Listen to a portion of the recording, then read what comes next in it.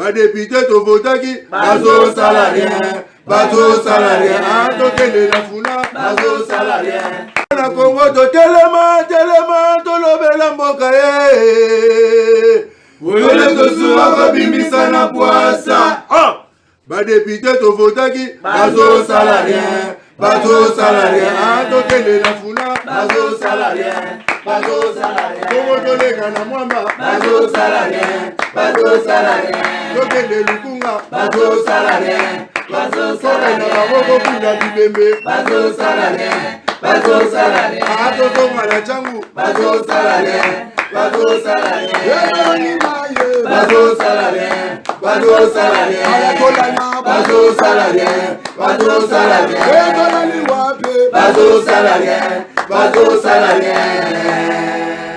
Merci Mbote na biso nyonso bakinois, bakinoises, bakongolais nyonso dans le monde qui suit cette émission.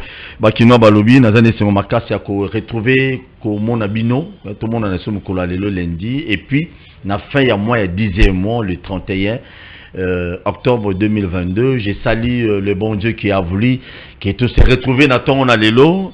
Nzambe azolokumu parce que Kinshasa kimia ezali à 100% na volonté ya Nzambe pe na ba province ebele au moins na espace ya grand bande de Nubulu et Kezali na espace wana ya sud Kivu na nord Kivu ne Bulu et Kezali moi muke mais avec l'intervention pe na volonté ya ba konzi bazo gérer biso bazo gérer mboka c'est sûr certain kimia et kozo na mikolo ezali koya.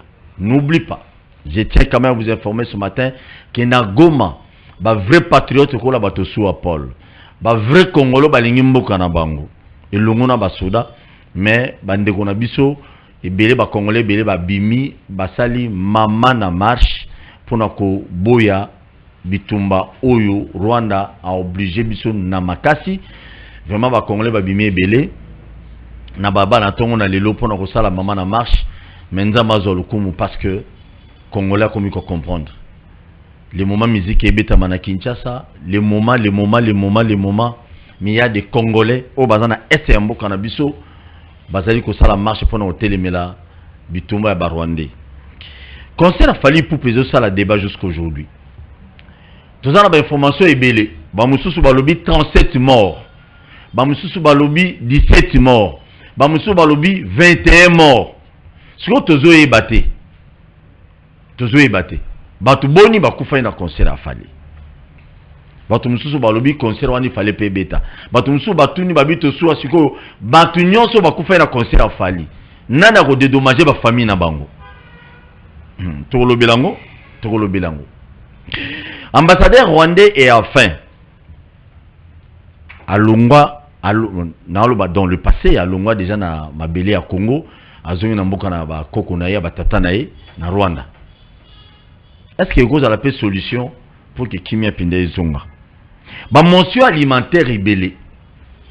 Aux alliés ko salima na kati Assemblée nationale des fois pour l'intérêt na biso peuple congolais. Il y a un député avant de la Kwenaye a boulé à Bino non mikolo na Mpiaka na tonga palais, il faut na besoin ciment, na besoin boy, il faut na beta député mon boy bord, na beta et pour na se retrouver. Na beta ministre mon boy loko ou bien DG entreprise mon boy pour que je me retrouve. Ba mention alimentaire. Toujours le kaba député oh ba ben c'est la biso ministre de la défense a ko expliquer biso makambo ya est ça se passe comment bitumbe zalindeni. Pasteur ozo déranger ngai. Tu me déranges vraiment. Toujours le kaba député au le basa ba mention alimentaire bon le par tous les moyens bon ben c'est la biso ministre intérieur pour expliquer biso en réalité la vérité. Bato ba confina conseil a fallu son na bango zani ba famille na bango va se retrouver ndeni. Toujours les députés, il faut on cherche des députés comme ça. Mais toujours les députés, les ministres, tout le temps au téléphone, les DG, on n'a pas besoin de ministres, de députés comme ça. Mais avant de présenter l'invité Nabiso, il y a plus ou moins d'informations, il y a UNPC. 45 journalistes bakangami na Monisco ya Kiwanja na Sud Kivu tango M23 bazwa ki Kiwanja et ça là que nos journalistes on va nous couvrir biloko ba nous couvrir ba biloko akuna on va nous traquer ba M23 pe na minute to loba oyo bazali na kati ya MONUSCO na kiwanja bakangami bavandi kuna donc moi ba bimeza te mais M23 ba lobi comme bino boza pro gouvernement to relâcher binote alors bazo benga ba konzina biso msusu ya UNPC pona rolela nzala mes chers frères mes chers confrères to tina bino rolela ndenge nini kuna M23 za kuna to tina na ndenge nini c'est ça aussi le problème 45 journalistes oyo basali musala okola to soit pour la sala na ba confrères journalistes msusu bakangami kuna na Ruchuru na kiwanja na MONUSCO kiwanja donc bakonzi il faut faire quelque chose surtout pour na bango même MONUSCO attends MONUSCO de la confiance n'était pas dégager bango ta goma tota ndeni INPC national ba ko sunga bango ta na makamususu très bien kobosa no s'abonner t'es invité na bino Maman Chantal. Chaque lundi tous à na après-midi à l'élo tous à débat tous à moi bande ko belé tous à la maman na débat par rapport à makambo telle sécurité en bokana Maman Chantal bon début à semaine. Merci Ndogopol mbote na baimbo keskanyo so bazali na bosa na te bana monga fula bazo benga mingi insécurité eza makasi surtout na Kindele na quartier Manzamba ce babi butunyo so mazale to Manzamba. Bon, ndeba komelinga Manzamba c'est ba téléspectateurs mtu ba komi alors babi butunyo so masasi ezo beta na ndenge osakana te yango to senga penza général Kasongo commandant provincial de la police ayeba penza kotala ndenge nini ya kotala mpanzi wana po population azobenga mingi aza koloba penza Kindele et puis bakomi Manzamba na yebi te soki eza mazal parce que na yebi penza carton malamu te donc insécurité ezali penza makasi et puis bana quartier Musoso na limité le long ya Prince universitaire Monica juste na yolo médical na sima station wana quartier ezawana alors basalaki plus d'une année bazora maïté maïzate ngamona za témoin na mona parce que ma fille habitait aussi na koto wana ba pousu na ba bidon ba oma osomba ba mai basala plus d'une année maïza raté facture pe ya raté mais sikoyo ba na rappel ba facture ya ba période wana nyoso mai ezala raté donc ba ménage mususu ba otia ba 500 000 francs tout ça pour période nyoso wana alors bazali vraiment ya kosilika bazali koloba ba bengi Maman Chantal olobela biso comment ba pesi biso maïté mais ba eli biso ba facture on est escroquerie to ezali erreur administrative ya régie bon et makambo wana pe to ebité soki ndenge nini parce que bino bo fournir énergie té mais boya ko réclamer mai nani mbongo et puis ba za ko tinda ba facture té pendant toute cette période maintenant ba tindi neti rappel ya ba facture nyoso ana or régie des eaux jamais ko ça ina no futité et régie des eaux ya très rigoureuse par rapport à SNEL donc bazali koloba Maman Chantal biso tozo s'organiser ceux qui va continuer to marcher to lingi biloko ana te lobela biso penza régie des eaux pour na quartier Musoso na tronçon ya avenue universitaire derrière station d'essence wana quartier ezawana vraiment il faut botoya likambo malamu na beleli ke ba konza régie des eaux ba kotia misu na makambo wana po ba koka kokitsa motema population. Merci beaucoup mais yonga na tuna mingi bande konanga il faut tout appeler ba réaliste ba déjà ba régie des eaux nationales oui qui na comprendre bino te nzamba sabino matière ni comment ba to basaleli couranté moti ne les facture et puis so kenation na ba service na bango na ba web so nini bosa la lettre à recours beza ba papa mo avant na ndako yebini ko koma recours te yo mongo na ndengo za wana oyebi ke no quartier na petit couranté oyebi quartier résidentiel ba c'est 4 jours courir zata résidentiel aujourd'hui 7e 10e nyonso courir zati bon si Mikolo de za boto aka RDC hein parce que ba quartier ezalaki baza atate mbule noki bazaka l'aise ba koma ozinda ba quartier banaki ke courant fandaka lango 24h/24 ils ont raté tout le monde ba msuku tu bango mona ba bureau na ba power bank ba se charger donc comme en général obi banem ba msusu na peuple ayo kibiso te minga na yoki te obiso mi ba to za bango ba yo la peuple très bien merci beaucoup Augustin Kabuya na Lubumbashi alobi eti non ba jeune belé faut pas s'enrôler na kati armée Trop le bélango, surtout on a renforcé quand même l'armée Nabiso. Mais Moutouna a dit, Maman Chantal, il fallait pour pas bêter week-end passé, et puis si ça a polémique et belé, n'a pas belé, pour dire que non, il fallait pour pas bêter, le moment, tant qu'il y a bêté, de récupérer Rutshuru. Coïncidence c'est ça les bato mususu basala analyse mabe bato bakufi kuna bato mususu na moni na ba réseaux sociaux ndeko moi ça zo lela bino ba bazoyenga ba albini abi ba pisina ba calmant mais ba pisina traitement te mais na go kufa na moni on a ba réseaux sociaux na tongo lectini nozo sala. Bon, c'est un peu complexe, mais on a aussi la lecture peut-être par rapport à Nengi Belé Bazo Kansa, parce que en réalité le problème est que il faut tous avoir la solution en amont, parce que tout ça en boka na état na période où tozali na ba circonstances où tozali na conjoncture où tozalango, c'est aux dirigeants yakoyeba qui peut qu'est-ce qui peut être fait pendant cette période pour garantir la sécurité de tous. Donc aujourd'hui, moi je vais interpeller les dirigeants parce que pour y avoir un stade, pour salamir soana, c'est-à-dire aux gens à autorisation, aux gens à sécurité, disons provinciale parce qu'il s'agit de Kinshasa, tout le monde qui peut et belé à sécurité tout ça.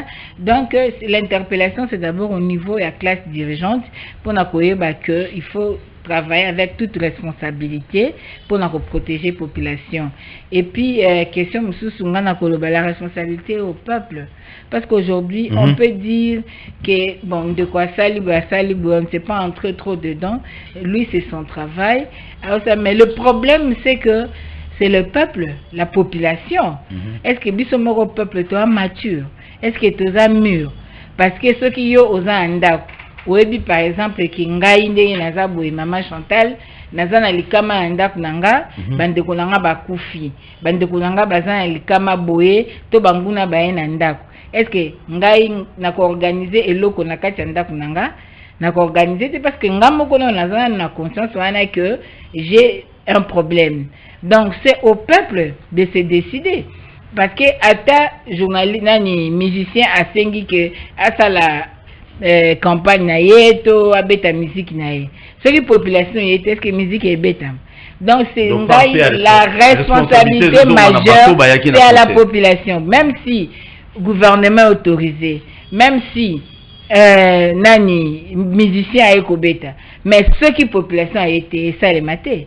Donc est-ce que peuple congolais a comprendre que to komi na ngonga moko boye il faut to tika nanu ba distraction to tika nanu ba biloko eza ko pesa biso lokumu te en tant que peuple que to bunda pour mboka na biso.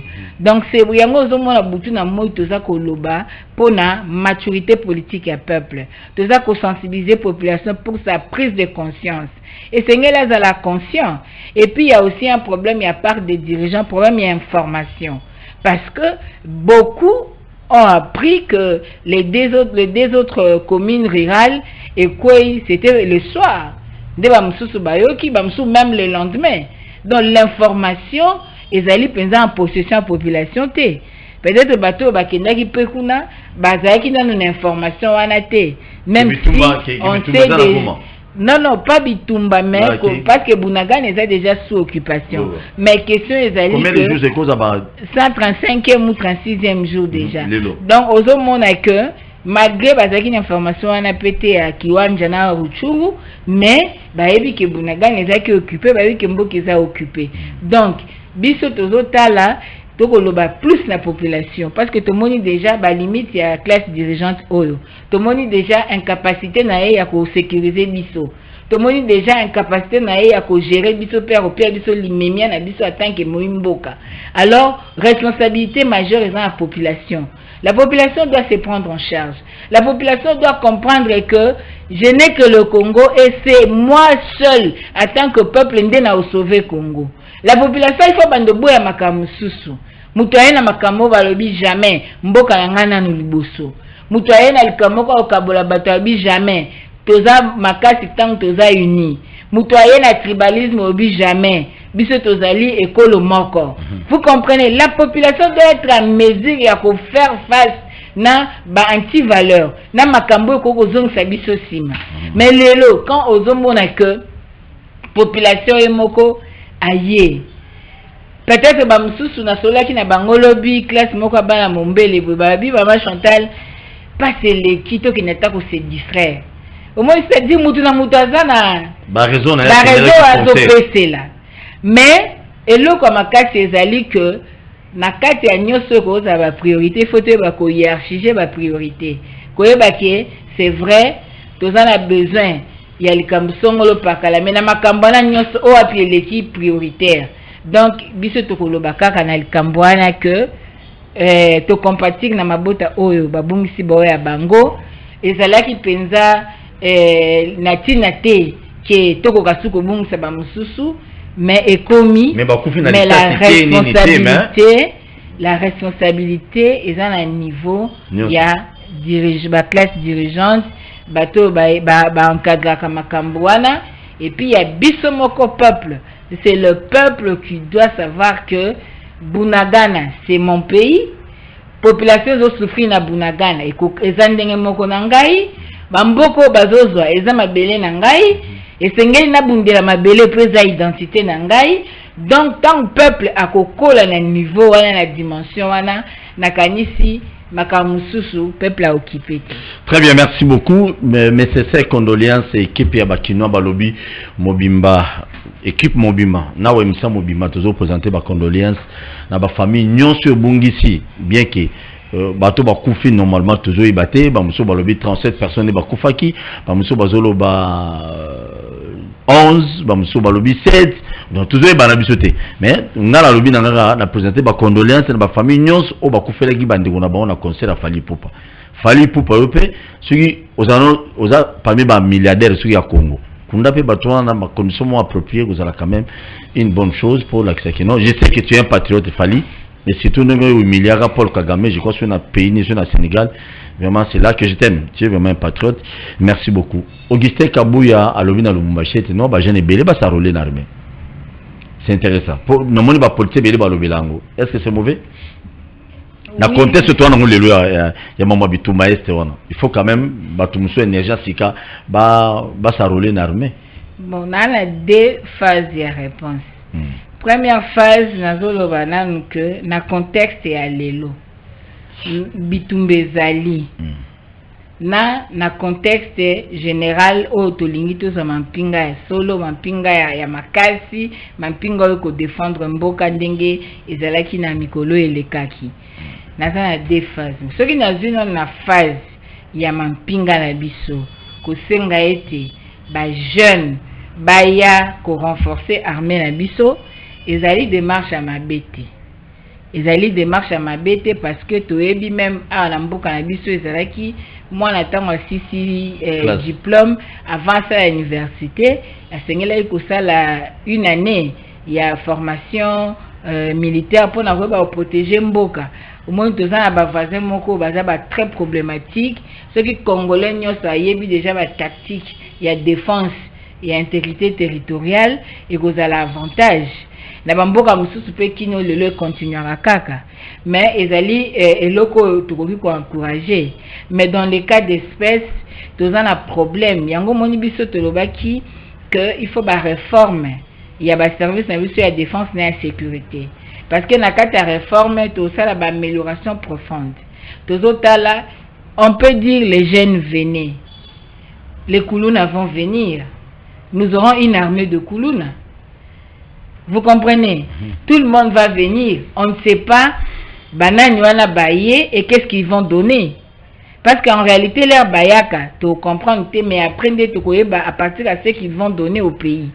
Alors, à partir de la réforme, on aura à mettre des critères. Des critères objectifs, des critères il y a malonga, il y a bien, qui nous permettra d'avoir pas une armée en quantité seulement, mais en qualité aussi. Vous devez comprendre. Parce que il y a des gens oyo ako azamakasi akoko loba ya na armée mais il faut akotana nous na éducation moko citoyenne à comprendre na nous ba valeur ya mboka ba valeur ya armée ozomona tant que tozo recruter il faut que kota la recrutement quels sont les critères âge à recrutement nini, qui recruter, quand recruter, comment recruter, tout côté la formation, tout ça qui a ba rumangabo, ba kitona, ba kotakoli, ba nani kibomango, ba info kananga, tout ça. Au moins ils avaient bisika moko yo et ça qui peut musala ebele. Comment ko zongisa yango en viabilité pour que ba mbolombo na biso ba lisusu ko zo formation o eza adapté, eza na nouvelle technologie, eza na ba réalité o tozo faire face na yango. Oso comprendre ouais. Parce que tu passé plus de décennies à l'agression. Alors, un pays comme ça, comment s'adapter pour que tu aies préparer déjà l'opinion publique, que préparer le peuple na biso pour la autodéfense, il y a ma belle na biso. Au moins, par exemple, tant que la guerre, il y a les Russes, il y a les Ukrainiens. Les jeunes ne veulent pas quitter le pays. Les jeunes sont là, jamais, on va mourir ici, on va se battre pour le pays. Pourquoi parce qu'ils ont déjà à un moment connaissance moko boye sur même biloko moi mike déjà ko sala ke et puis ça peut monguna moi arrêter en attendant ba renfort mususu ekoka oya. Donc c'est dans ce sens là, c'est dans le réforme tokoye ba formation, tokoye ba recrutement, ba critère ba recrutement, tokoye ba comment komatisa ba grade na armée, tokoye ba qui doit faire quoi, tokoye ba comment équiper nos militaires, tolingi ba armement et actif nini par rapport à ma Kamtozanango, comment nous... Donc tout ça c'est dans le réforme. C'est vraiment un processus na katiaba réforme pour que tu débouches na une armée républicaine, une armée apolitique, pas une armée tribalisée, pas une armée oyo ezali plus pour la sécurité des hommes que du pays. Pas une armée oyo lelo mutu akomona ke na komi mokonzi na mapinga na komi nde na posture moko ko permettre nga na bando gérer ba mine na bando gérer ba gisement na bando sala ba commerce. Non, parce que commerce ezali prohibé pour na bando na biso bazana domaine wana. Alors il faut une armée mutu ayeba ke tango na ke armée na zo servir mboka na kei pour na ekolo na okufa pour na ekolo. Et puis, na niveau, comment équiper l'armée? Comment investir dans l'armée? Quel est hauteur et budget to kotia na armée? Ozomona, biloko nyoso wana ekozala traité au niveau d'une réforme profonde pour que permettre biso to yeba comment coévoluer. Okomona sikoyo makambo ko solola na kati ya ba stratégie au Mobutu azali ko le domaine de sécurité de l'État. Bon moi makambo na ba réseaux sociaux oyo e ko kai kutu komona na te ko yeba na te. Est-ce qu'on doit continuer toujours dans le système à Motorola? Est-ce qu'on doit continuer dans le système technologie peso avancé? Comment il faut faire? Il y a ba Telegram, il y a ba nine. Tout ça c'est dans le réforme. Mais la phase oyo mususu ya koloba ko recruter koto ezali mabulu eke ezali ke to se remettre en question. Nous devons nous dire, connaissons-nous aujourd'hui l'effectif de nos militaires? Est-ce que toye biango? Ceux qui toye biango, est-ce que nos militaires bazana équipement o ezo senga? Ceux qui sont là, est-ce que nous sommes en carence ya ba vaillants soldats ou bien tous en carence d'équipement na logistique? Pour équipement et continuer la logistique, tous un problème à logistique, tous un problème il y a prise en charge adéquate, tous un problème il y a commandement, tout un problème nine. Donc aujourd'hui, nous avons nos militaires, mais est-ce que nous avons les équipements? Comment qu'on ça la mesure d'encadrement pour que la ration ce qui est créé par les militaires et atteindre bango? Ba salaire na bango, comment que ça la de façon à côté bango en confiance, ba servir mboka avec toute sincérité. Ozomona. Parce que si aujourd'hui nous avons des militaires, tous soigner bango bien té, comment on va inciter les nouveaux recrues ou bien les nouvelles personnes ba adhérer à l'armée pour un travail de qualité? C'est ça le problème. Il faut te loukate que moutou alobité parce que la frustration aussi est créé à ba désir au côté en armée. Au moins moutou au côté en armée pour rendre compte na moutou. Est-ce que c'est l'armée que nous voulons? Non. Donc aujourd'hui nous devons mettre sur la table la question de nos services de défense et sécurité. Il faut tout investir na kati na bango. Il faut tout équiper bango. Il faut rigueur ezala na musala. Il faut moral na bango ezala makasi. Et sengeli bazala toujours motivé. Bazala accompagné na soutien populaire. Peuple la kisakebo mampinga na ngai, bobundanga na sima na bino. Donc c'est très important parce qu'on ne peut pas recruter pour recruter. Si on n'est pas encore à mesure à repérer effectif, il y a Batinabiso au l'État foutaka. Aujourd'hui, nous avons les invalidés, les blessés de guerre. Bazu ba problème na babitumba. Comment nous traitons ces blessés de guerre? Il y a des veuves militaires, mais ben la bamba koufi na front, batiki ban. Comment tous autres traiter bango? Donc tout ça, on doit avoir ça en face de nous, to lukel yango ba solution zidouane pour permettre que moral a mampinga na biso ezala likolo. Pour être babunda bitumba na ndenge elongo bani. Mais ceux qui toko banda ko ba salaire moko ya ko sabatu to ya ko la sabatu ke tomatisi salaire en réalité dollar ezo mata tout ça non. Tout ça la penza est fort. Au Namboko tozanango bitumba l'air nyonso un pays très convoité. Au lieu ya ko baxela ba député mbongo, au lieu ya ko pesa ka mbongo ko lembongo ko nguba, au lieu batu ba ibaka ba mbongo. Place à Colonna, eza bilanga, eza na armée, ezali na éducation, ezali na recherche scientifique, ezali na santé. Esengeli to bunda penza pour que to soit mampinga ya lokumu pour la défense ya mboka na biso. Très bien, merci beaucoup. Yangone na singa na ba policier belé, yo muto pona musala o wana. Bon on a un sujet to le belango après ba policier nyonso bo pona musala oyo. Besoin exemple à bande qu'on a biso bazana est bazo mouiller maillot pour que nous va sécuriser Goma, va sécuriser est la République démocratique du Congo, c'est aussi une bonne chose, mais ce n'est pas aussi mauvais. Monsieur le secrétaire général Augustin Kabouya, mon abouté, n'est maman Chantal à lobby, il faut tout à fait paramètres sous pour nous garantir le bateau bazo au cotana. Vraiment c'est pas un péché pour la bâtiment, on a besoin de kende. À l'époque ils avaient une commune, hein. Oui, musée a fait ça. Musée na commune, oui, qui na ba commune, musée a ça qui ango, a matière qui paie salaire, hein, a comment qui $100, a coûté qui ba militaire na. Mais $100 on a zaki à toi. $100 on a qui a bien, qui a bien et ça qui fait courage. Et puis mon policier là qui la tenue qui toko et c'est pelsi batu pour les loba policier ba comment on somba ba tenue ba omoko na ba soja na biso ce n'est pas aussi normal, donc on doit revoir tout ça. La comment côté bango pinza na ba condition ya bien ba quand na bango base la paix dans les conditions.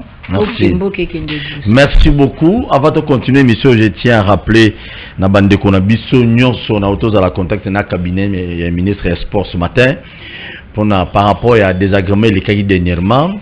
Vous voyez que mogo na évité côté to kende to éviter. Comment pouvez-vous imaginer équipe nationale les autres kende ya banana Léopard Mickey parce que nous bêtes je crois en Tunisie mais bah pesi bango El Kassai a même bango El Kassai déjà dans un avion et pour là depuis kala bana batu bazu El Kassai ba memi bango ba koma kuna boyima 1h30 likolo et pesi mbwa boyi anomalie na kati moteur communiquer El Kassai anomalie nyonso wana ezalini parce que mbongo ebimaki na retard mbongo ebimi na retard.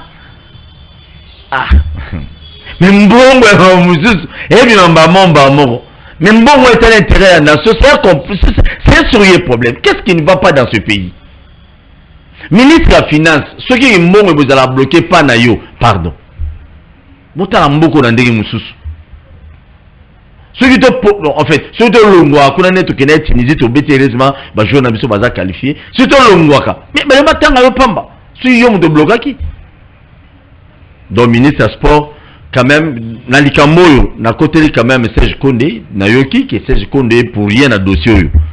Il est pour rien parce que pour Serge Kondé dans la caisse cité on a bimisa mbongo na poche na été to mbongo ya salaire na été pour louer Léopard avion pour pas qu'il ne commette un match na Tunisie. Donc bande ko na biso ba na El Kassai pour na baluba batetela ba tebele ba sala trafic wana kuna na Chikap ba bi format avion El Kassai comment ils allaient là El Kassai qui est Tunisie. Eh, vous bangate. Vous bangate. Mais ndeko Paul na Nalobi que est-ce que Congo a un bon moteur ou son bata jet privé pour même avoir jouer. Comment les gens peuvent avoir, parce que ceux qui ont lobby attaquent jet privé to lobakak, parce que vous pouvez avoir un pays neti Congo to un avion té. Tout ça dans Lumumba ka Congo Airways. Tout ça na avion té pour na bomema bateau ba qui nous défendre couleur en boka. Et puis je t'en mais la question Moutabi Misambongo avant retard té ezali problème à leadership. Leadership ezali incompétent, eza faible. Politique mokote ya kokoka kosunga batu ba kende liboso. Mais qu'il misusu to kotala la fois passée, je crois hier ou avant-hier na ndako tala match ya ba femme, je crois Paris Saint-Germain, ce qui ya ba basi. Baza osala. Comment nos autres batu ya mokili basalaka bango peka na mabele lokwa biso. Bango ba réussi quand même que professionnaliser même football wana. Ba réserver quand même ba chômage. Et cette discipline où ils ont tapé mbongo. Et ça tombe la bende la mboka. Est-ce qu'on ne peut pas vraiment na le banana attaqué pour la compagnie ya aviation ya Congo, loko les até, ba bi bango mobilo ba salaka tant to lobaki ba kezo avion nyongo, bobaki to ba ene, mais il accident n'importe qui. Ba eko récupérer avion pour la qui vient fouka. Si ko bakoko lukata solution te ba léopard na biso bazaka la même problème ba ngoyo so ba nous a même problème le coup mambo ki zarapi. Est-ce que nous manquons l'argent ne serait-ce pour na ko disposer d'un avion ou ekoki ko sunga même sport na biso pour être batu ba voyager dans les bonnes conditions ba zape na le kumu bisiko bango bazo kita. Très bien, merci beaucoup quand même, félicitations na ba léopard na biso. Bah bien le pas junior ce junior on a mon balle na ebité beaucoup condamné na parler na côté parce que Natalika compagnie aviation au bango ba pesi na ba léopard wana ba qui nous défendre biso na Tunisie au tel format avion une fois na ba confrère musutu kinda chikapa to longo chikapa poto kinda mboga mobo ya kati na El Kasai wana mes chers frères on va singa bilama yozana on ndawo mtu landa ngai ya onde zaki basaka bachango boy botamba na sac ya biloko ya marchandise bosimi basingana ya hôtel malikolo avion na El Kasai. Mais non, les autorités qui se permettent qui se tapent de luxe ya repesa vena banda bato ba kina El Kasai atabino moko naza contre El Kasai ite so bana bakoma na ba vieux bien meno bango ba sali communiquer 1h30 likolo ba yezo sabana bato bakomi na njili et déjà ba tant bakomi na njili batini mutu ya tie sandie zela avion. Et Zéli, puis là, tu es des mailles, non, tu vas chauffer, et reste de matin, ça nous a dit, tu vas des mailles avant. Au milieu, tu vas des mailles, ça. Et c'est la venue à vieux, Mbogo, tu vas moi, nous se feria. Vous font la limite, mais qui m'ont ma baise à malamouté. L'argent que vous gérez, c'est les amants à batata, la maman, la binoté. Et l'héritage à batata, la binoté. Et les amants à mboka, papa. Bon, loi, ta vie, à Brazao. Bon, loi, ta vie, à t'es Rwandais, Rwanda on va côté ndamba qui sur njité bon lui atana Angola. Mais non, c'est honteux. Makamwe ba jouer na biso za ba problème bon to lobela mu ko izali bon lui lisusu RKC musu wana to kota mu vinabi wana na ko yeba na mutu biloko ebetama et azela tela biso sujet ba mona yo zo kende concert afali yo muto talanga na ndako. Je serais peut dire avec la population aujourd'hui, bon, supporter Ngaï. Ok, concert a fallu, ok, no concert a fallu. A tout bêta, lobby, n'a qui quelque part na Kasavubu, na Kankri Seroi. Bande konanga ba téléphone et bunga ki na oba yiba ki na stade de Marty. Na mona comment ba otinga ba téléphone na ba $100, ba $50. Ba téléphone a cher. Nathalie bango boye, ngana tuna na bi, oh, ba jo ba oti Dubaï, ba oti Chine, ba bité. Quand c'était un baya ya koto ya bakanke serwa donné bazaboy bangonde babana ah to boyibi ba téléphone na batu boye koteka liba bébé zalinini souciate moko za wana police za moko bon format nae na olobate aza déjà ko lemba do ba et puis noko ya nini bokan sangai policier lisolo na bete za so bozi pire OK tout droit na bosembe babalango école mo za wana souciate mo ba chawana. général Kasonga lobi ba moto ezala te mi tuke longana mais souci to wana ba moto na mi tuka plein wana congolais ozo kende ko sepela tout ça l'émission au des fois ba muso batala na barba men di tembo di ko di tilbo di rikof ba meni déjà vous êtes plein na babar mais gesto bande kona biso ya Goma basali lelo na tongo ba bimi na barabara babi Rwanda keba awa wana droit au kotate bande ko ya Goma batelemi pour soutenir FARDC na biso nous les Congolais les Kinois nous les ferons quand on sera en colonie. Concert polémique partout. Les moments, mboka na biso za bitumba. Ta population. Kaka boy no moni ba politicien ba kosa bino na ba polo na ba 10 000 francs na ba 5 000 francs pour moi ton de c'est ba place. Et puis ba bima ba danger pas autorité morale na bango. Ta ba na machine. Ça ba sa bino matière nini vraiment. Jusqu'à quand on y est ba trop na souci le bon moment Chantal a soulevé le mot à condamner un peu population. Mais oui, vous avez tort. Bande ko Goma wana bana makila ba congolais. Baza ba descendant ya Lumumba lokola ngana yo mais bango ba soutenir si Goma wana ko ya raté eza pour les FARDC na population comme ba fungola bena misuga yo mu colonie bino baisa ngaye ta ba congolais mama Chantal beta bilo.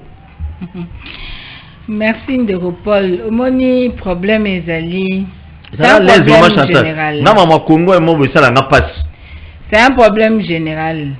Un problème général parce que aux hommes bateau et sengela qui va pesa impulsion pour activer peuple parce que peuple na biso alingaka abatindika contrairement à ba peuple mususu ko mona ke likambu déjà ndenge zaki na Goma wana na nani na Bunagana image ce matin na tongo déranger lisusu Ruchuru na kiwanja population déjà alingaki alexaki naza d'accord na agression rwandaise mais population ozela activé mais au côté là ba o esengela ba pesa impulsion de report tout na notre question bazui deux communes rurales Ruchuru bazui kiwanja bazwa déjà Bunagana au réunion ya conseil supérieur de sécurité décision Vincent Karega Kende tout le bilan s'il vous plaît.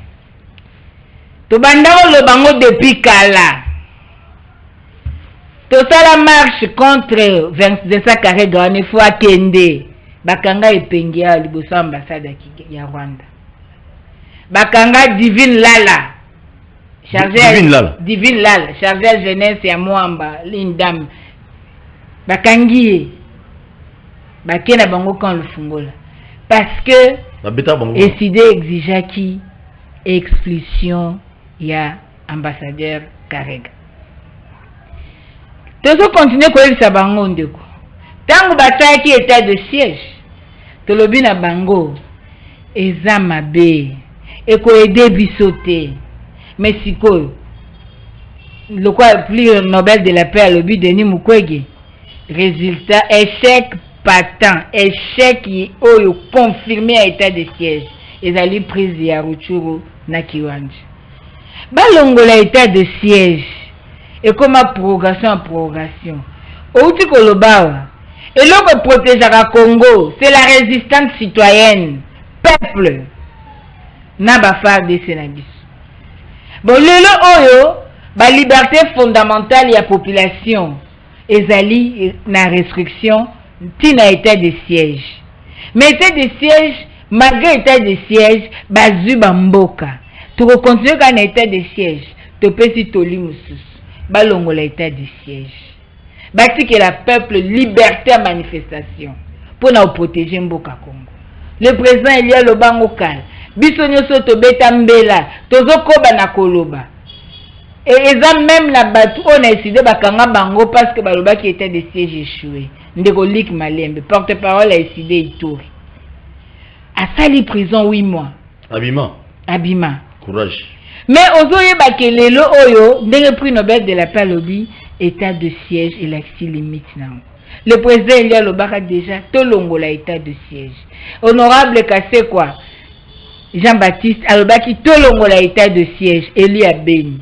Pe lelo ozomona toli toropesa tolongola état. Soki tolingi Congo tolongola état de siège. bamema biso na mutualisation de force lelo oyo to supprimer yango parce que tokoki kose mutualiser te na baagresseur bazoya nde kozwa bastratégie baplan na biso lelo oyo il est très important ya kolongola baopération wana nyonso tozomona comment diplomatiquement sur le plan régional échec ezali Congo akoki te tozomona que président Eli alobaki toke kosala nini na Afrique de l'Est tolongwa tozande na baagresseur bazoluka bamarché écoulement biloko na bango bazali koluka comment batambola na Congo librement po bazwa mabele na biso babenga biso baene mais topesi lelo toli toza na tina kozala bamembre ya Eastern African Community te les peuples se libèrent yango tozeli sa population congolaise mon pays va mal comment lango teke eza musika lokwa mutu moko alobaka c'est à plus de 2000 km biso kutu toyebaka tate soki mbitomona nanu guerre te non la guerre est là mabele ya mboka ezotiola bato esengelaki babatela biso bakoki te totikali biso bayi mboka esengeli biso nyonso bisika tozala mobilize tozala mobilize mpo na kobundela mboka na biso toyebisaki bandeko na biso basalaka kikamaradi na ndoki te Kagame aza agresseur ya Congo bayokaki biso te babenga biso baene lelo oyo ndeko Fachi moko alobi je regrette pourquoi parce que m'a poignardé dans le dos mais c'était déjà connu d'avance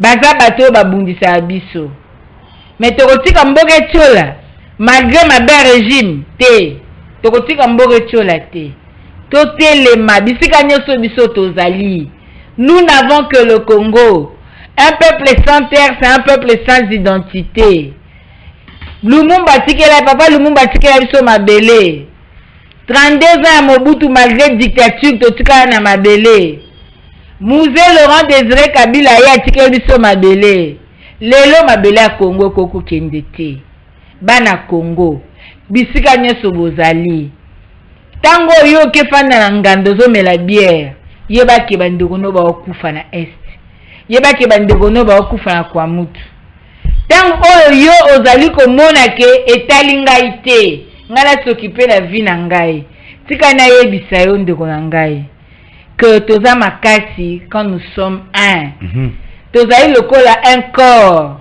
nzoto eza na binama ebele bunagane eza loboko kurushuru ezali libumu kiwanja eza lokolo kisasa eza lisu Congo central ya litoi province orientale eza mukongo c'est tout là forme de nous la RDC mais yo mutu soko lobi mamba bunagane etalinga te makambo ya kiwanja etalinga te daye na koma na okuna te makambo ya ruchuru etalinga ite okozala cap okobanda otambola ozanga loboko okolia ndenge nini osabilanga ndenge nini soko ozanga lokolo te okosufri ndenge nini okotambola ndenge nini soki miso esala te okomona ndenge nini oyebi mpasi bandeko na biso baaveugle bamonaka fe mato ezoyoka te okobika ndenge nini s'il vous plaît bayi mboka lelo tozoyesa bino mboka ya na danger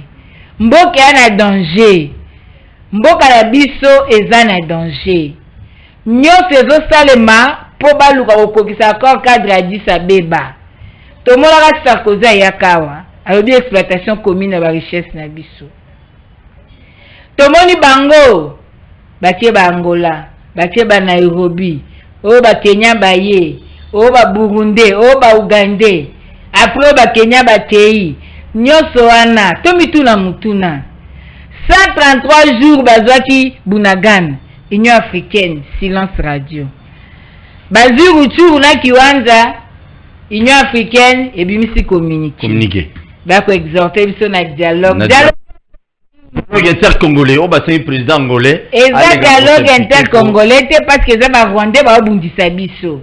Moukoloni, bango va aussi un dialogue ya ba Rwandais na ba Rwandais, parce qu'il y a même pas la démocratie au Rwanda. Moukoloni va aussi un dialogue entre les Ougandais. Pourquoi seulement le Congo? Et pourquoi seulement tant bazuba deux communes wana? Kalo baloba kite ponanini, s'il vous plaît. Peuple congolais, nous sommes victimes. Il y a un complot international. Et ce complot a des joueurs dans la région et dans le pays. Toko tika mboke tolate. Et sengeli tolakisa molongo mobimba. Lokwa tolakisaka bango na 2014 ou 2013. Toboya ki M23. M23 zaki défait. M23 limwaki. Mais lelo. Est-ce que totika mboke tola pour régime échouer? Pour régime yaki na Kagame na stade des martyrs. Pour régime oyo ebenga Kagame frère. Pour ebenga qui est partenaire fiable. Non, le Congo est un bien communautaire. Nous devons protéger le Congo. Nous devons nous battre pour le Congo. To protéger Mabela Bakoko. Na simande to koyebisa bango tant to tika biso moko tolobi nyoso ekomi bino nde bofungola e porte. Talambano na bino yangoyo. Mais lelo ezali kamba mabele to sengeli to telema. To sengeli to bundela mboka. To sengeli to longa. To koiko kwea te devant ba nation amicale lokola ba Rwanda. C'est depuis 2020. Président Eli Azobele la départ ya ambassadeur rwandais. Pourquoi ba sali yango lelo? Parce que na niveau ekomi se to sali lelo côté et pe sa faux to salaka yango. Mais est-ce que c'est la seule décision qu'il faut prendre? Pourquoi maintenez-vous l'état de siège? Pourquoi? Tozaba Congolais. Congo est malade. Congo est en soins intensifs. Ordonnance est tambola. Moi, la nyoso azana timbongo a osomba kiss. A osomba kiss pour Congo ebik. Toko somba kiss na ndenge nini. To pesa bino ba idée. To lobaki karega kendi. Atienne en retard. Bien que botindi a kendi. Bolongo l'état de siège. Bo supprimer ba mutualisation ana.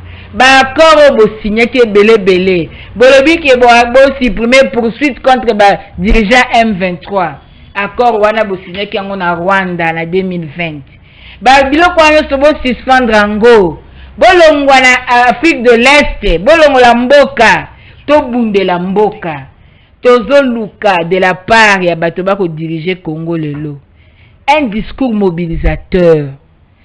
Un discours responsable. Oyo kosenga peuple a telema. Mais attitude na bino eza kolembisa peuple. Ezali kotunisa biso ba question ebele. Mutu aza bitumba. Bayebaka ye. Même na molato na ye. Mutu aza bitumba bayebaka ye. Mutu aza matanga bayebaka ye. Mutu aza problème bayebaka ye. Mais bino basaper. Bino bozo tambola partout. Bosa makambo bolingi. Bozo tika population aza information te. Population hôtel mandengeni. La bouche officielle. Aïe bisaka peuple vérité. Yebisa peuple vérité. Qu'est-ce qui se passe? Les journalistes va comme bango tchèbe information. Il faut bâtir information selon Patrick Mouya, porte-parole du gouvernement. Il faut bâtir information selon et Sengwa régime. Ça c'est biblique. Même la Bible, la Matthieu 24 balobi na ngonga wana batu bandolinga ka Matthieu ezo sepelisa matoi na bango. Ce qui ont la sans contraire babengi o eni. Mais ba ene obino bozo benga. Bango ba opesa bino matière. Mais botika orgueil, bo sale lango. Matière ezali, bazo pesa bino pour sauver le Congo. Bino boko telema bozo bunda biso ba to ebinzela, to ebi balabala, to sala opposition makasi. Opposition makasi bazu bunagana. Opposition makasi Ruchuru Kiwanja. To moi bino te. Bok bino tozo continue ko bunda pour le fauteuil au lieu ko bunda pour na mboka, chers Congolais. Révolutionnons nos mentalités. To réformer mentalité na biso. To tia mboka liboso. To bunda pour na mboka. mafinga eza na eloko te boko finga boko loba boko kanga bosa nyonso eza na sens te. Aujourd'hui le Congo a un problème et ce problème ezali insécurité généralisée, eza agression rwandaise. Tout Congolais aza obligé à tia loboko na patte pour sauver le Congo. Merci beaucoup. Na Baïnon Sobozo, na Kinshasa, na Brazzaville, na Wapi, un peu partout. Même na Est, Mboka na Biso, Seka, Makamozali, to Vandeli, à Poto Lobela Est, to constatisé Congolais, Congolaises, Quinois, Quinoises, Bino Batuboli la musique, et le bon Chantal, Héro Batumso, Vandi na Lobaï, Awa, Bovandi, Boomela, Boobina, mais côté Kuna Boulu et Kezali, ce sont des choses quand même, il faut te télémeraka.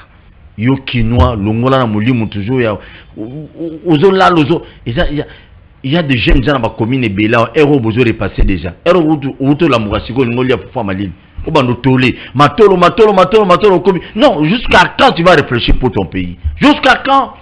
Au comme on vend des pénables, au boulot pour n'amboka na yo. Et puis nous vendre à wana, bobeta lisura fali, bobeti, fali à n'amboka na ye. Moi si n'a bien, bah n'est pas bien. Mais toi-même là, yo moko na n'umutu. Oh non, ils allaient n'angoka, non, dans tout yo moko. Nous colonies nous t'obeta lisolo na muta c'est le débat.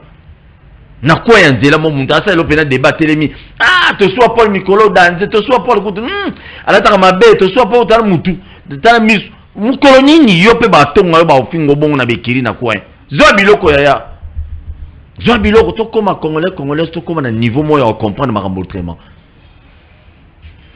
bunagani ki mama chanta biso ce 134 ce 136 jours déjà maboko ya ba rebelle. Par contre, ils vont réfléchir autrement, mais yo ça va débat moi zanga mutuna makolo nda. Paul ba rebelle te ba rwandais. Ba groupes armés rwandais. Mais ils ba rwandais na bogandais. Te rébellion ezali ti bana mboka ba se révolter. Oui. Bana mboka te wali ezali ba rwandais nde bazo agresser biso.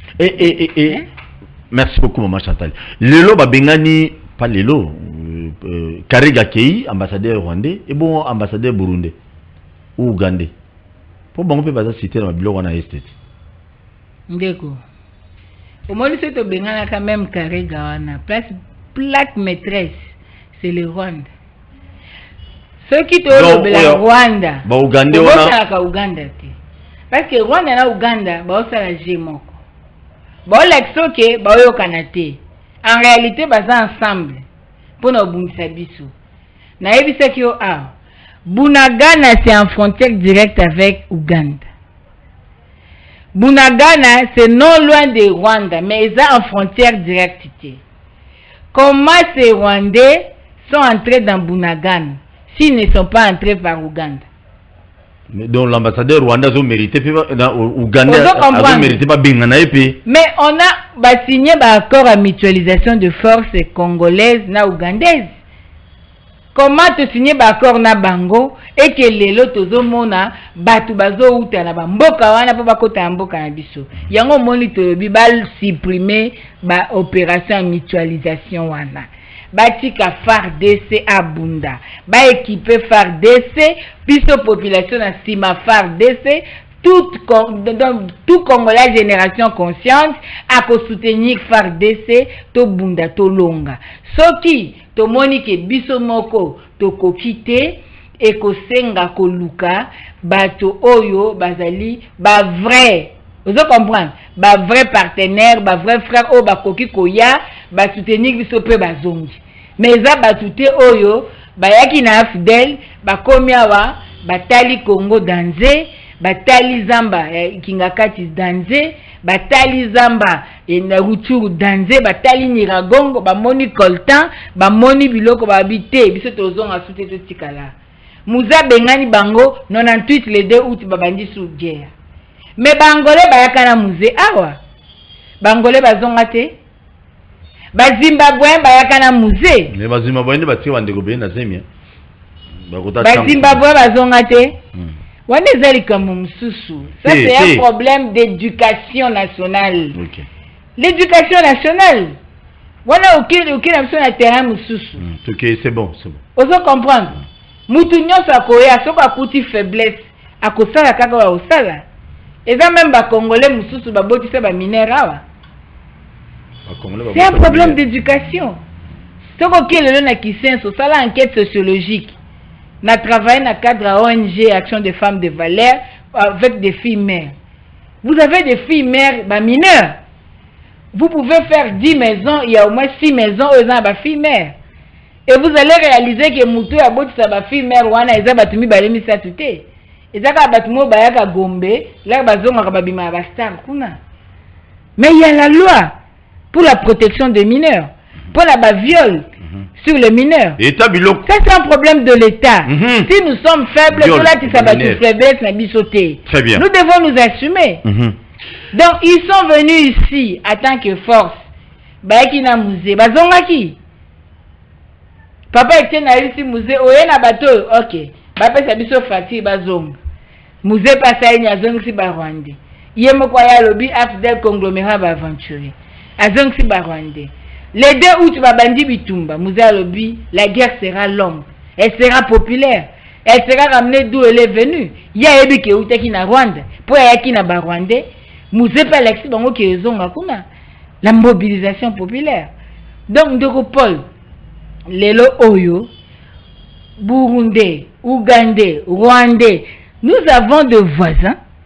Au lieu de privilégier la relation de bon voisinage en respectant la dignité, il y a un peuple, il y a un peuple, mais biso comme ici on dirait ma colonne, biso ni toza ba talon na bango. Bango batu mikie, bana mikie par rapport à Congo, balingi banyata Congo éléphant et ko simbate. Très bien. Donc esengeli to bunda.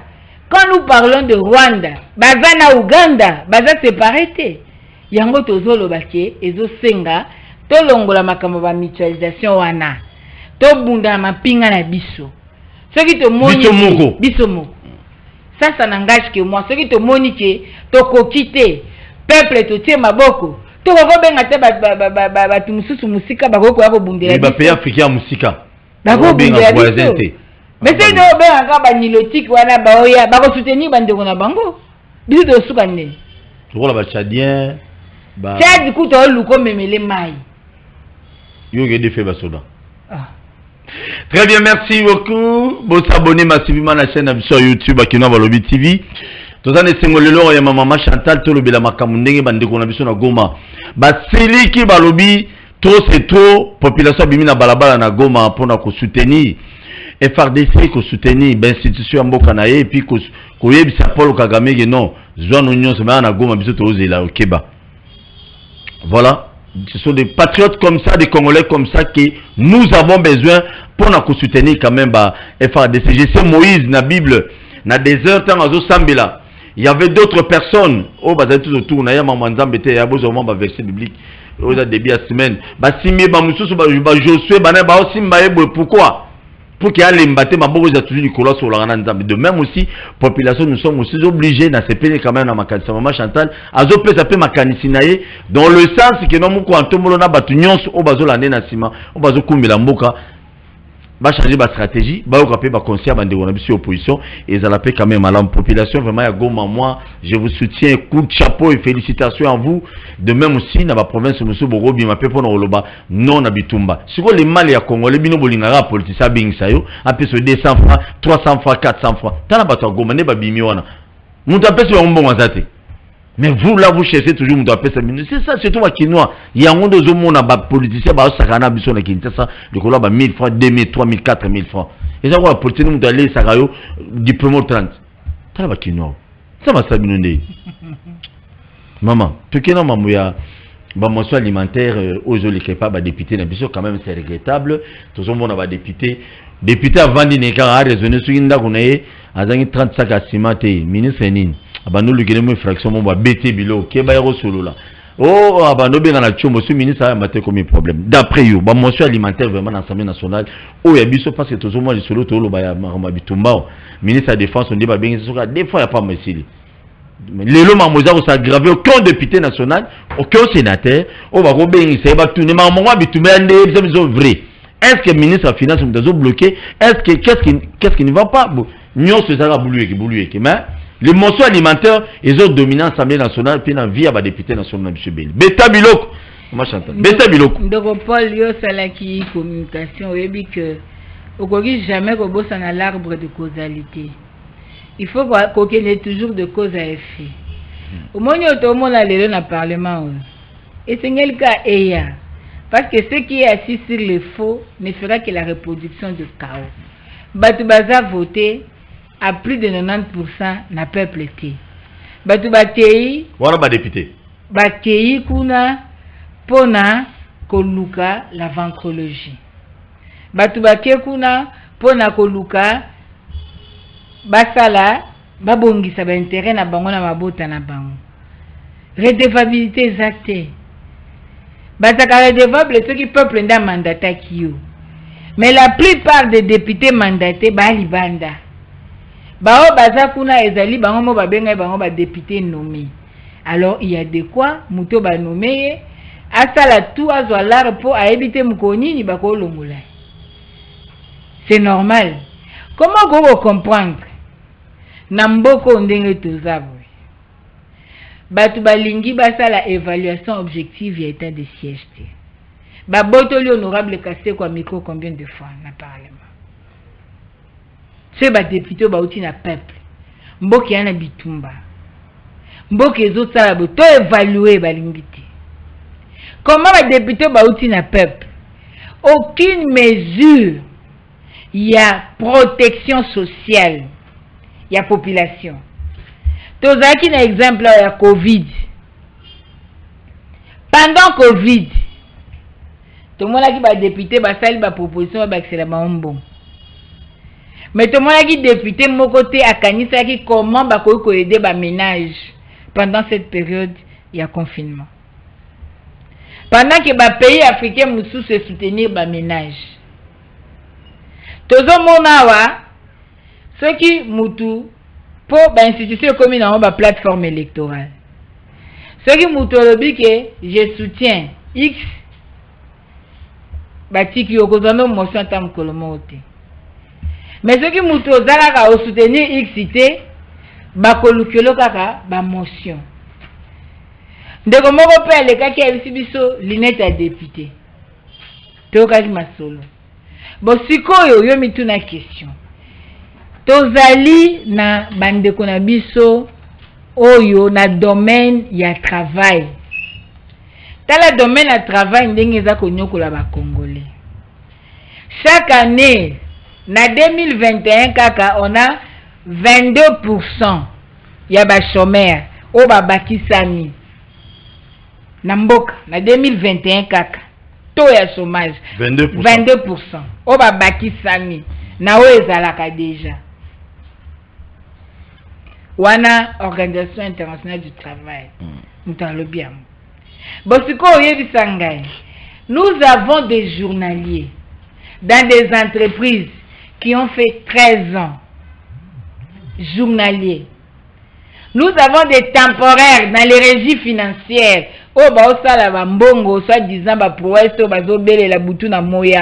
Des temporaires. Nos frères et sœurs bazo sala ki journalier na limité et pas ba indo pakistanais ba libanais nyoso. Muta ko sala du lundi au samedi. Un travail de nuit, samedi va payer 20 000 francs. Va payer $20. Transport compris. Tout le transport est comme un problème. Batu ba sécurisé te. Mouton qui moussala de 7h30 ti 21h et pas chinois. Prix mesaté. Quel est le salaire minimum interprofessionnel garanti? Yamboka na biso lelo. Quel est le SMIC lelo? On paye les gens en dessous. Il y a vie normale. Il y a bon moto, il y a moto. Ministère du Travail de Sani. Vous allez à l'inspection du travail. Tous les inspecteurs ont des entreprises. Bisiko bakendaka, bandimara ba présent. Quand il y a conflit de travail, les travailleurs n'ont pas l'argent. Les travailleurs azali ko souffrir. En appuité. Bakobini se yaka lelo yaka lobi yaka lelo dossier tikali lali. ou bien s'arranger la dossier na retard délai réglementaire et c'est l'équipe pour dossier est tombé kadiki batu bazo benga biso mingi bana limité bazo benga na Kingabwa. Mais qui journalier on est à Kinshasa, c'est un peu partout dans RDC. Hein? Ouais, na zo pesa exemple na nous. Ben indien, ba libanais, ba zali, ba chinois. C'est général. Oui, et ça vraiment dans RDC mobima. Ouais. Aux monde. Et puis bisika musu se commis pour baza journalier, ceux qui chef wana équipe, asa muto attribu songolo, a privilégié bateau ba attribu na ye. Ye moko azoya na bateau attribu na okota bango ba musu ozo bango ti. To boy tribalisme.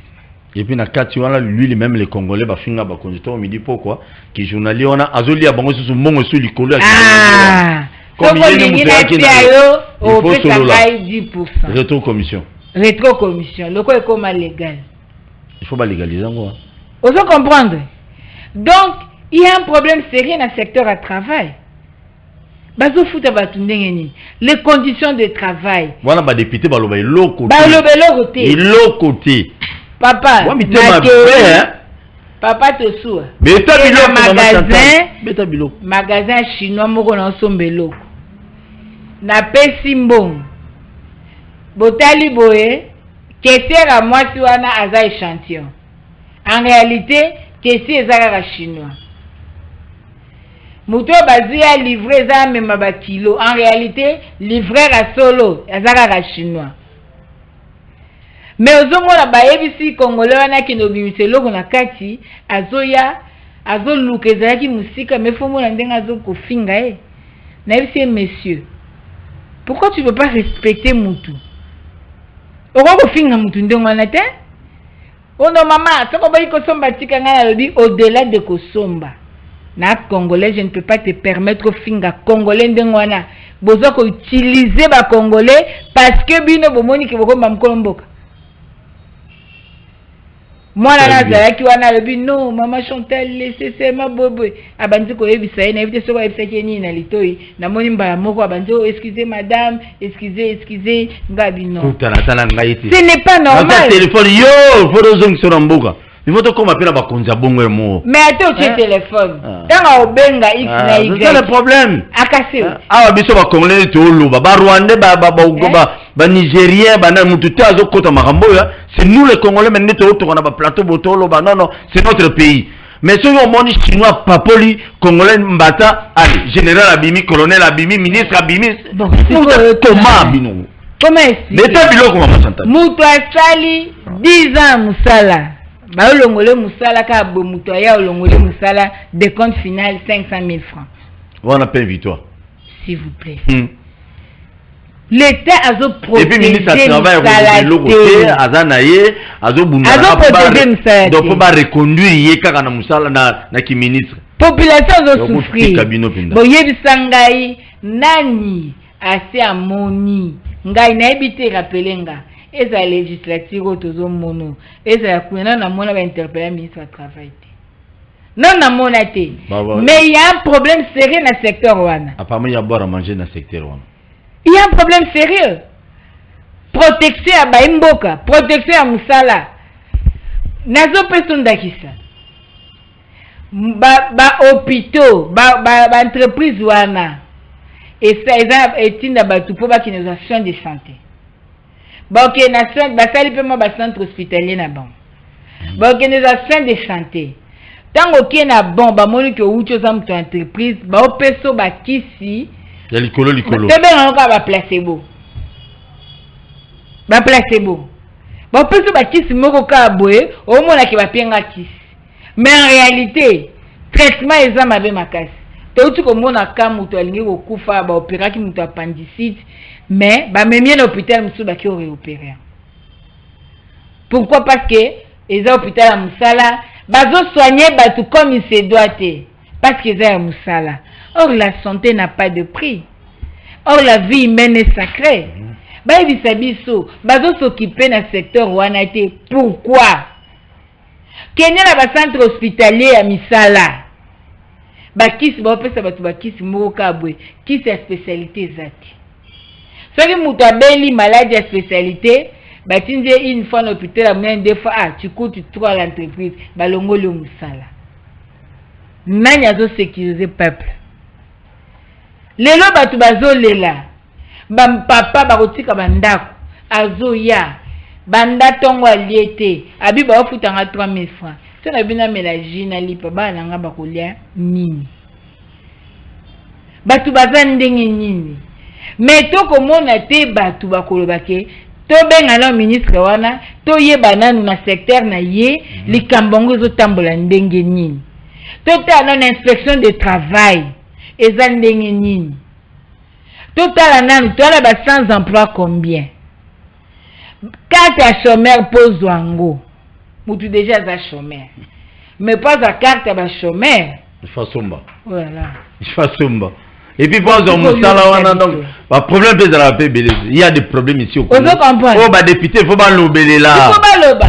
boke musala bosali test ba tie wana test bosali test sili bozui botikali des candidats bokomi wana komi obi yo sambela wapi.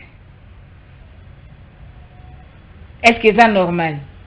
Non, c'est colonie. Et ça normal.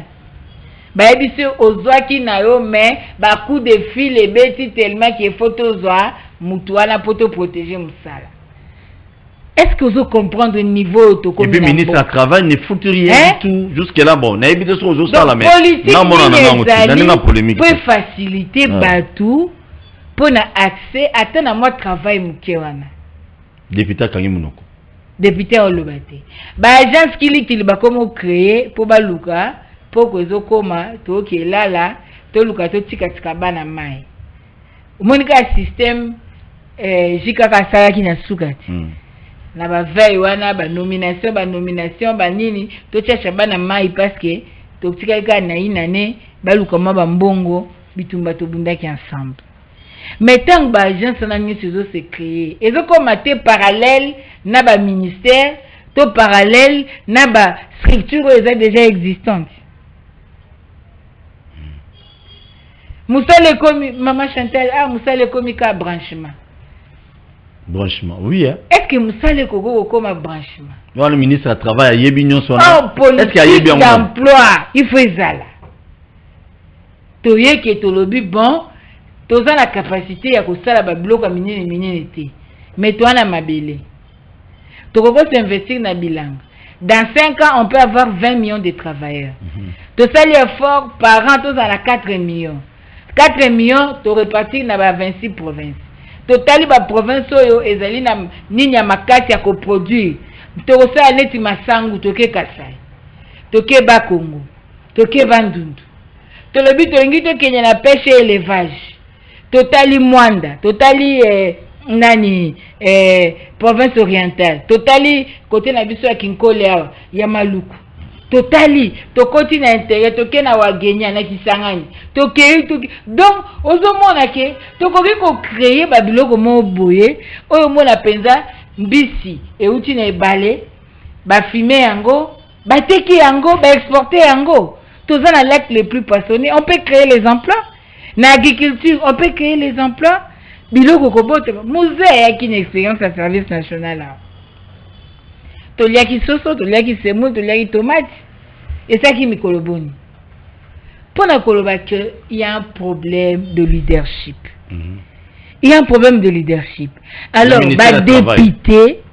député bango, bazan un problème na bango qui est, ba comprendre. Babi maire, où est la nomination? C'est pas nommé, bah pour révoquer.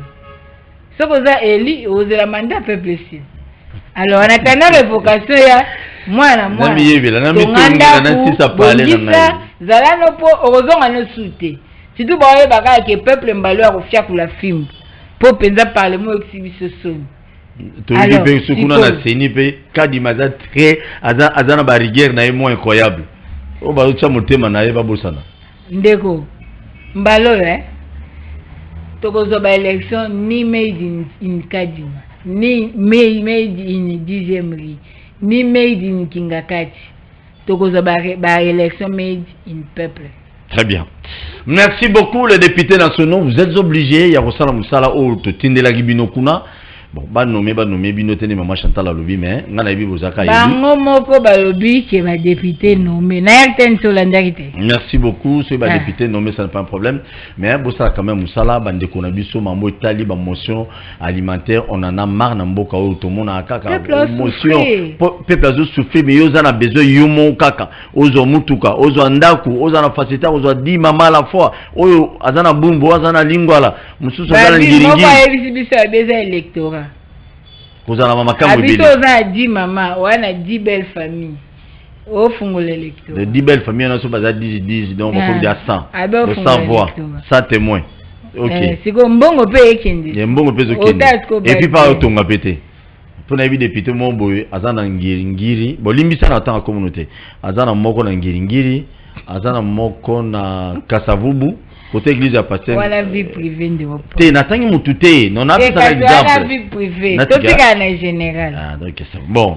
pas député mais ata urbanisme et habitat tala penza ville na biso Kinshasa ils ont respecté les normes urbanistiques na ba ministre urbanisme na ba quartier musu ba otonga kutu sikal bitonga tonga likola ba caniveau likola ba nini tala no limiter ce que par exemple caniveau exactement. Ah oui, hein. Là tu dis, tu faut savoir. Na c'est côté église, école et moi on bali on a celui comme on est là on a. Oh attends la politique on a. Il peut coller des kuna on dit caniveau ça répéter comme. Caniveau exact. Na 7e minute kuna na souvent ciel.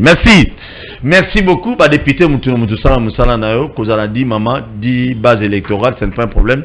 Bo sala musala pour na biso peuple congolais bo interpeller au la ministre du travail.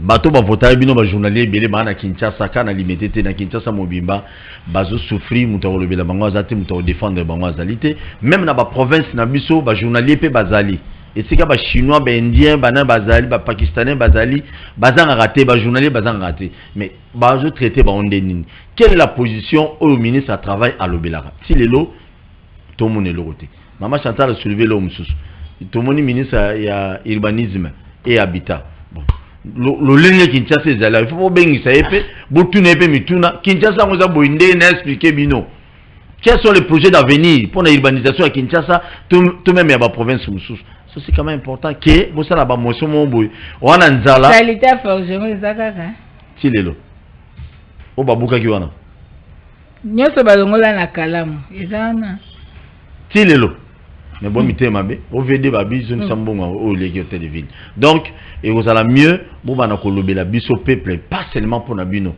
bon marqué ben on monte Vital Kamerhe le soir de son assemblée nationale mais on parle de lui so aucun assemblée nationale ba to ba comme ça Kamerhe ti le lo assemblée nationale et yo mutoza wana comme député za mandat 5 ans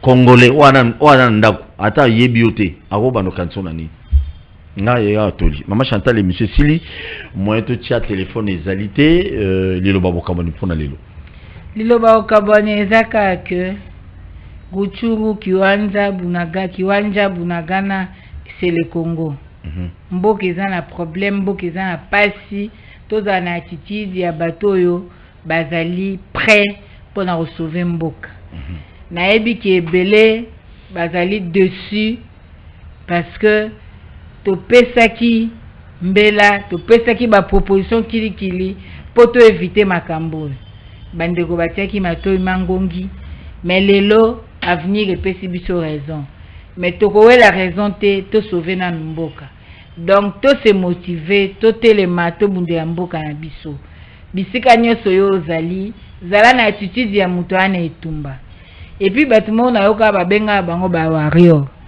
na yebaka te soki ezala kombo nini ezalaka mpona nini nayebi te mpo bitumba ngoyo mais na moi nayaki warrior te donc peuple évite kobengaka bakombo mosusu bibenga benga parce que babengaki fali pupa warrior mais bato bakufi na stade mati te nga nalobelanga fali te mponamobanga fali te nalandaka ta musique ya mokili te disons bamusike wana nabenga yango profane disons nalandaka lango yo tianga makambo wana non problème ezali que esengeli ba warrior to kaka se ba warrior sikoyo bitumbango wana Rwanda za agressé biso mboke yana na Uganda bakisaka na Uganda Burundi tout baza agressé biso yiki keza mboka Où sont les warriors? Que font les warriors? C'est ça le problème. Tu peux éviter que Zoraka combo commémore tout à la légère pendant que Mboka Eza Kukufa. Il y a un peuple congolais, peuple zala responsable.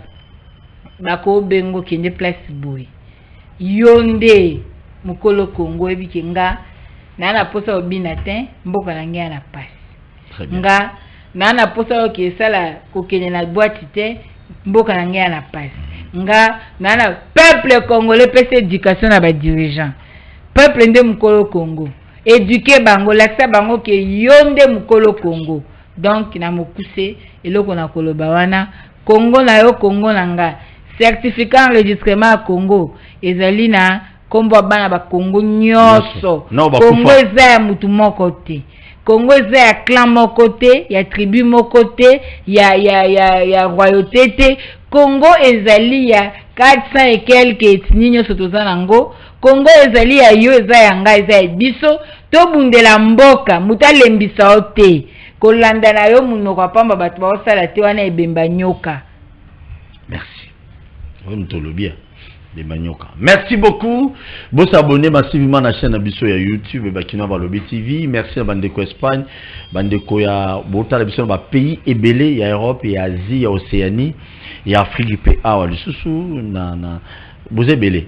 Na mobo otanga ba pays pour ba dunso ba bengo yo tanga Abisso te. Voilà bana Suisse ba ko lia ngai. De diaspora dans l'ensemble, tout ce que vous faites pour moi, je vous dis vraiment un grand merci, je ne vous oublierai jamais. Jamais, même mes enfants, même ma femme, parce que vous savez belé pour nous. Je vous dis vraiment un grand merci. Soutenons FRDC, soutenir Congo. Congolais nous soutenir Congo, c'est que vous allez, c'est que vous on a la minute de diplomatie et simbi dans soutien. Allez, on a anglais qui population tellement munguna kotate. Pone bakota na Ruchuru, bakota na Kiwanja, bakota na Bunagana. Biso ba Congolais ba kwenyo so ya Congo to fungula misu pour que non bakota lisusu te. Congolais nous telema misu ga. Bakota te pe to bengana bango. To bengana bango pe. Comme Rwanda ambassadeur bango akei. Et tigal to aussi na pe bakonzi na biso boye biso te que non diplomatie ambassadeur ya Uganda pe asa nini. Azonga zongana nanu. Pour bango ba to bakota bango. So ye bo bengani Rwanda. Et bon Uganda aussi ka sala nini. J'ai dit l'ambassadeur. J'ai dit l'ambassadeur, je précise. Non, bah qui n'est pas calme et ça va bien. Merci beaucoup. Et Martin Fayoulou a comme na pays nini. Na bosse no tuna ya Fayoulou. Aza kuna ina Alexis légal ba bito sou opesi biso mbotete. Wana kigo. Ba na pays nini. Merci président élu Martin Fayoulou de la Grande-Bretagne. Azali Monsieur de l'État au Taïkouna. A uti kolengela Yomoko peksa peuple polémique, Yomoko Mouchapu. Na lobby moko atumula Otuni Martin Fayoulou, le président élu.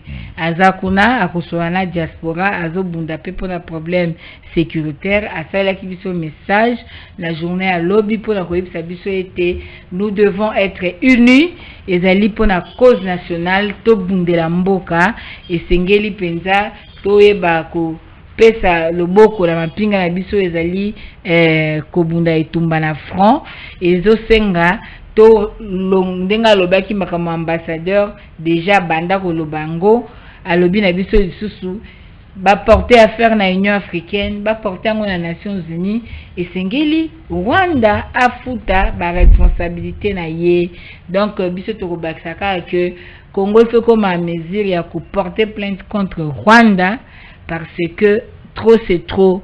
Le quoi ba condamnaka Uganda, Rwanda pèse à la condamner. Alors biso peuple to sepela.